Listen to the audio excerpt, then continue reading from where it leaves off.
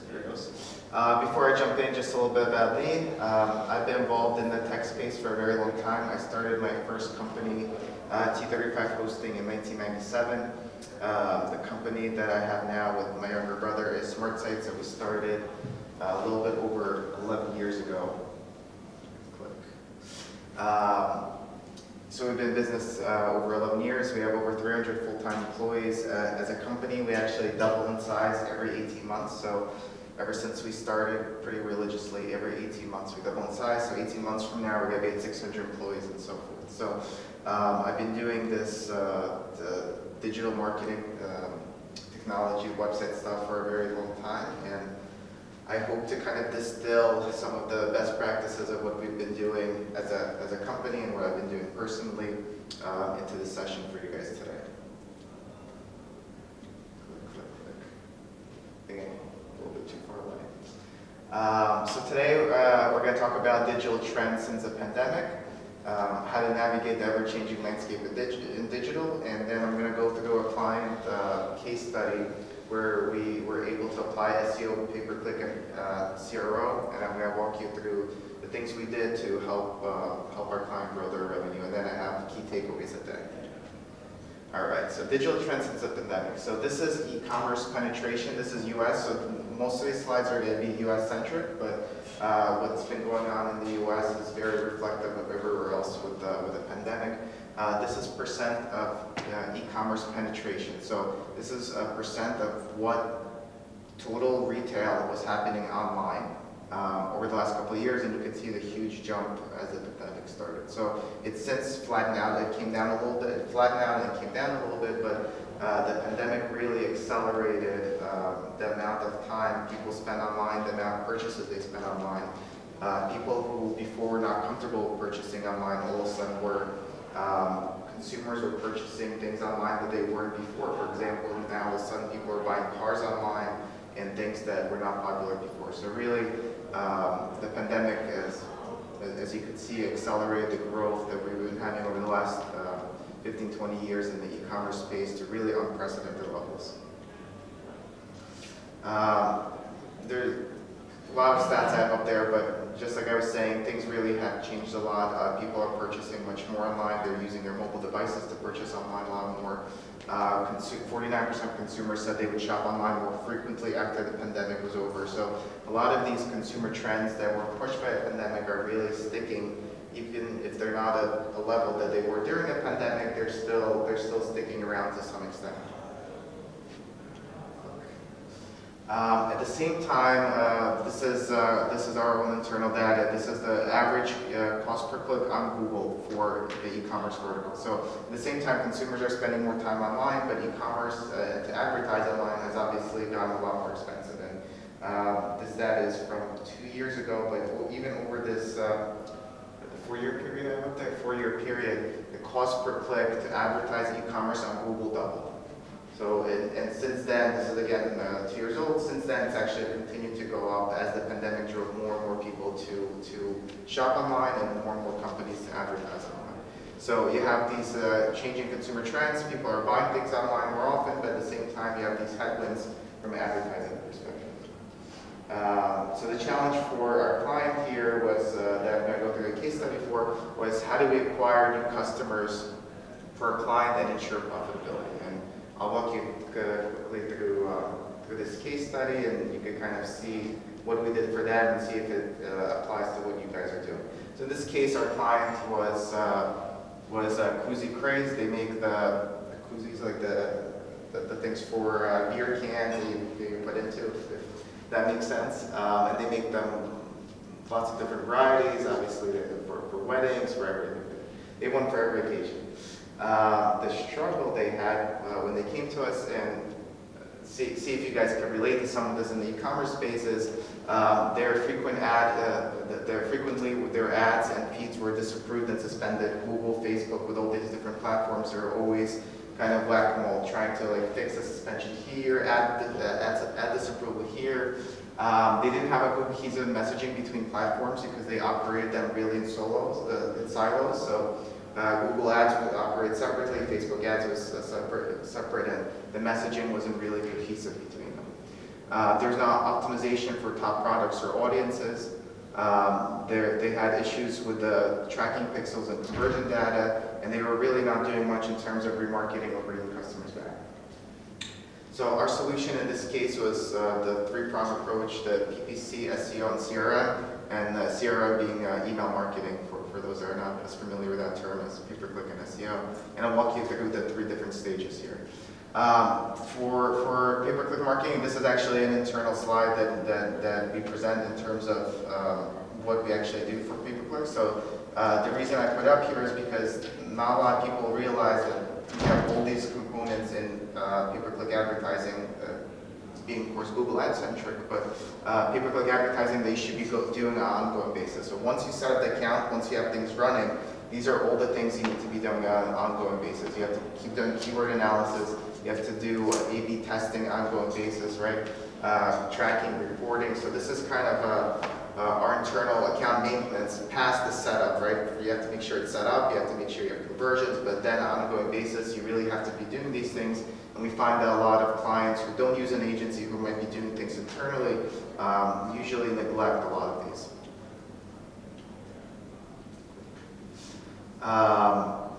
So with the strategy for this client specifically, we focused on obviously relevant keywords, audiences, and ads.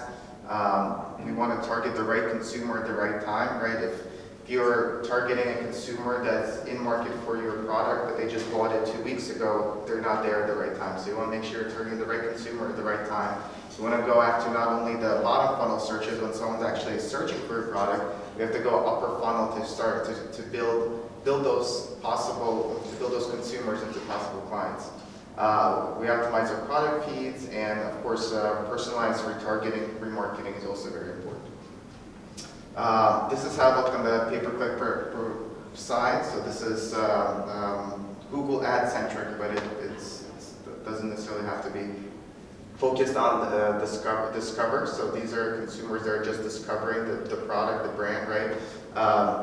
We focus to make sure that we convert and win the initial sale. And then there was a lot on the remarketing side to keep them coming back and sharing and purchasing more. The next part is SEO. So SEO, I do a keynote on SEO, which is 2-3 hours long in itself. So here I'm going to try to kind of dilute it down into a quick 3 to 5 minute snapshot. But SEO, for those that are familiar with it, actually there's 2 parts to SEO, and this is again very Google centric. But at the top you have Google Maps, at the bottom you have local organic results. Does that make sense for people? When you search, you usually wind up with the maps and then looking at local organic results. For each one of those, there's definitely different ranking factors that impact how well you rank, and I actually have them up there. It's obviously Google doesn't share these, so the way we have this information is there's actually an organization of a lot of SEO professionals that get together and internally themselves put together this data, which ranking factors they're seeing. So this is as close as we're going to get to Google's actual algorithm that they use to determine how well you rank for things. And this gets updated every year. This one's fairly new. I think the last time they updated it was a couple months ago. So at the top for your Google Maps, how well you will rank on Google Maps is determined by, no surprise there, that your Google My Business profile is number 1. Number 2 is reviews. So it's the quality and the quantity of your reviews, of course, but it's also the content of your reviews. People don't usually realize, and I guess it's one of those things that you don't have as much control about, but the content of your reviews is part of the ranking factors for Google. So for example, you're a coffee shop and you have Brazilian coffee, right? And you want to start ranking on Google for Brazilian coffee. A lot of people in your reviews are saying, oh, these guys have amazing Brazilian coffee. You'll start ranking for Brazilian coffee just because of the content of the reviews. Of course, you can't make your consumers leave specific reviews versus other reviews, but it's important to know that that's a ranking factor as well. After that is on-page and links. So those are the 2 big ones that I'll discuss in the next section. But on-page is the quantity and quality of your content, as well as technical fixes on your website. Links is how many other websites link to you, and then the other factors are a little harder to control. You have behavioral, citation, and the lowest one is personalization. So that's for Google Maps. That's this section. For the second section, the localized for organic results. So if you're a physical store, you'll usually focus on both of these. If you are not a physical store and you don't have a physical location, these become even more important. And then if you're in an industry that restricts paid advertising, which a lot of them do, Google changes it from time to time, but for example, CBD products are restricted on Google Ads, right? Or cryptocurrencies are restricted on Google Ads. If you're in an industry where your products are restricted on Google Ads, this becomes your number one most important source of a business, and a lot of people really don't give enough credit. So for the localized results in the bottom, number one is on page, so very similar to the above. Obviously, for Google Maps, your Google My Business profile and reviews are more important. But after that, the on-page and links, again, become very important. Here they make up 65%. And at the bottom, you have Google My Business profile and reviews as well. Does all of that make sense? Cool. Same data, looking at it different ways. So as an agency that we do SEO for thousands of clients on an ongoing basis. Obviously, we focus on all of these since they're all important, but the ones boxed off in red are the most important, really where you should focus your time.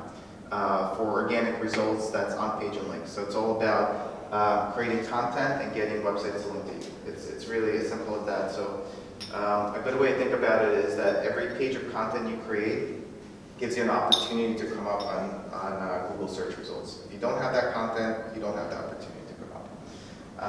For example, back to a coffee shop example, if you want to rank for Brazilian coffee, if you create a page about Brazilian coffee beans that you use, that page actually will have the opportunity to show up in Google results. If you never create that page, it won't show up no matter how authoritative you are.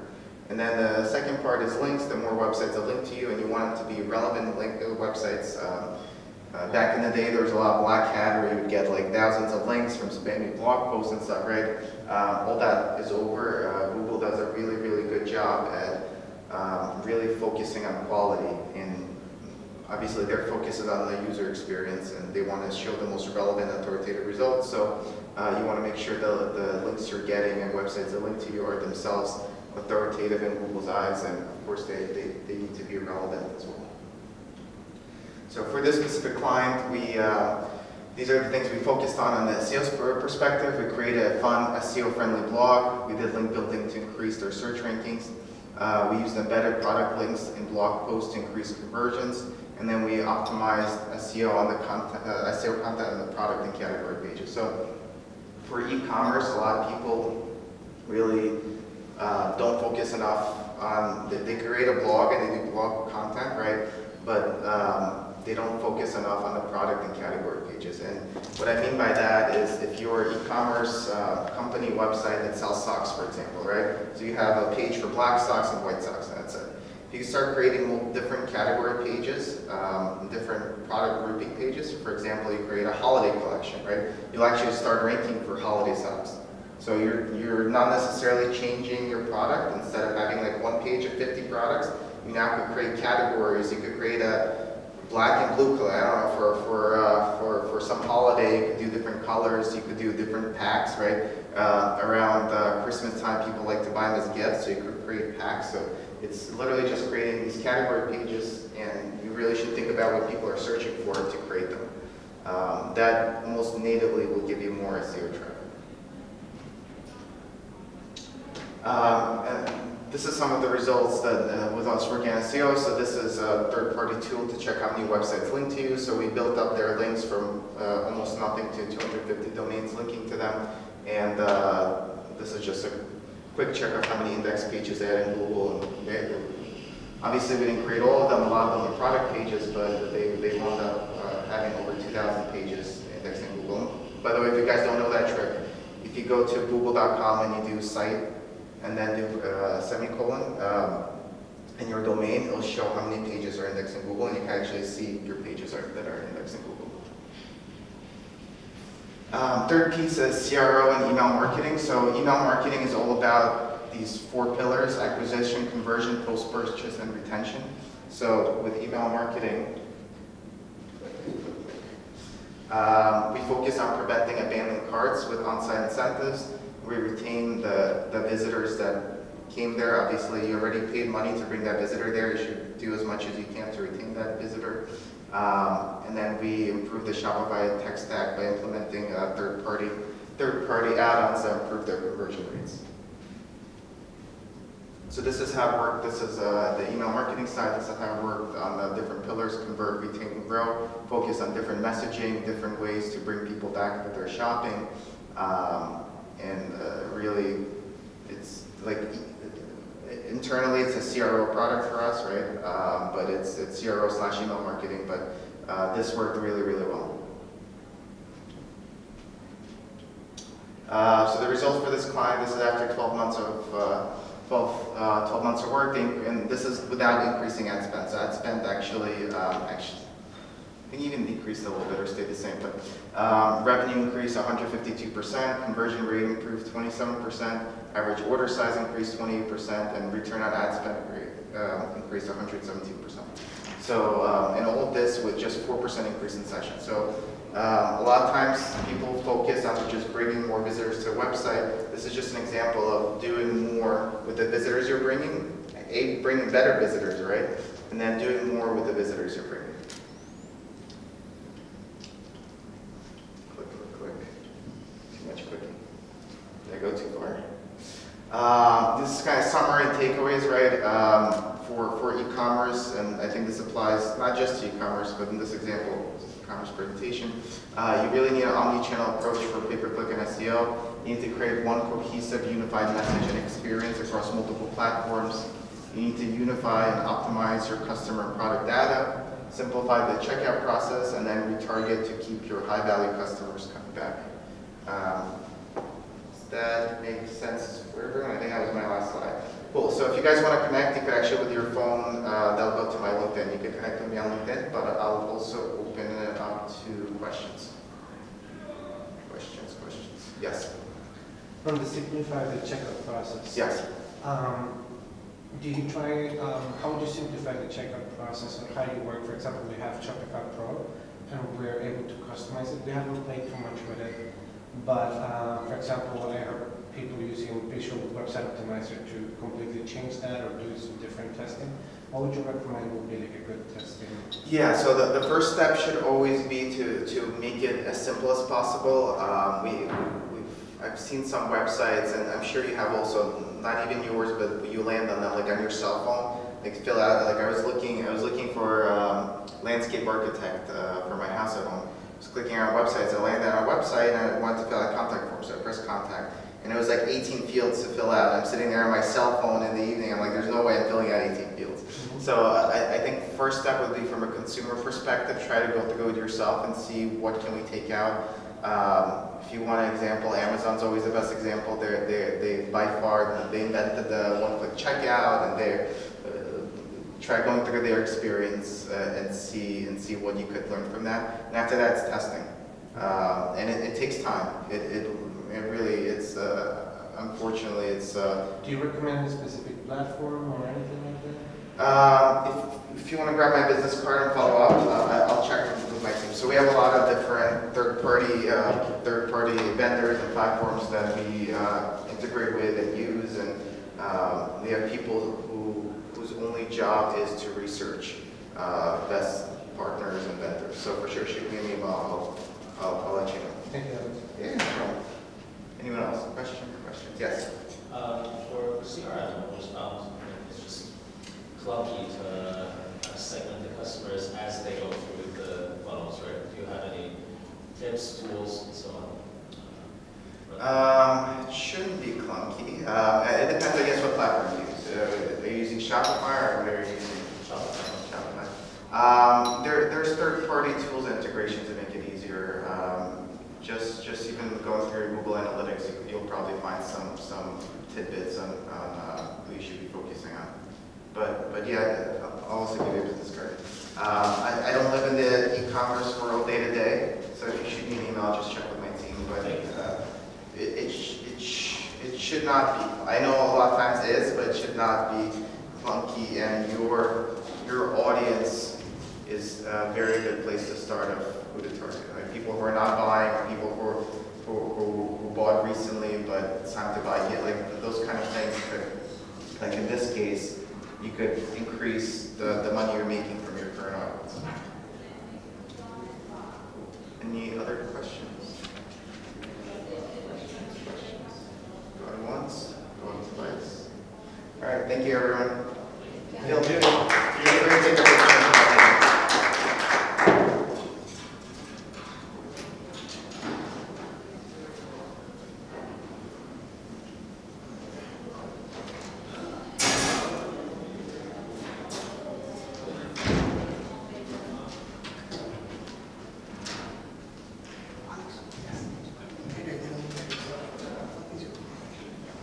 We do SEO business here. Also, right, The main websites, the easiest way to explain it as is. you were talking about Shopify, so at first I was thinking that you were like competitor. Yeah, so we make websites and promote websites is the Okay. is the best way to say it.